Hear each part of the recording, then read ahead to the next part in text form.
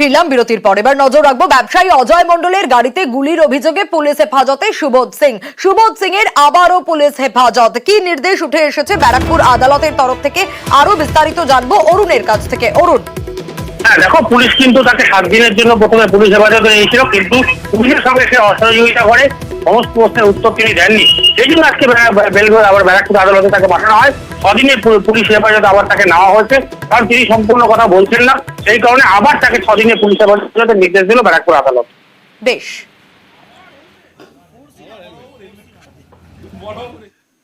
অন্যদিকে চোপড়ায় নজর রাখতেই হচ্ছে, তার কারণ চা বাগানে গাছ কেটে সাফ, কিন্তু কারা এই কাণ্ড ঘটালো?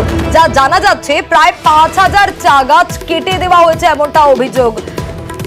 চোপড়ার হাপ্তিয়া গছের কালুগছ এলাকায় এই ঘটনা ঘটেছে। দেখুন কি অবস্থা, চা বাগানের এই অবস্থা করা হয়েছে। কিন্তু এই এত হাজার হাজার গাছ কেন কেটে দেওয়া হলো? কারা কেটে দিলেন? খুব স্বাভাবিকভাবে এতে শুধু বাগান মালিক ক্ষতিগ্রস্ত হবেন তা নয়, শ্রমিকরাও ক্ষতিগ্রস্ত হবেন। এত গাছ কেন কেটে ফেলা হলো? চোপড়ায় এই চা বাগান কেন সাফ করে দেওয়া হলো? প্রায় চোপড়ার হাপ্তিয়া গছের কালুগছ এলাকার ঘটনা, রীতিমতো আতঙ্ক ছড়িয়েছে গোটা এলাকা জুড়েও এই ঘটনায়। কারা এই কাণ্ড ঘটালো? স্বাভাবিকভাবেই প্রশ্ন উঠতে শুরু করেছে।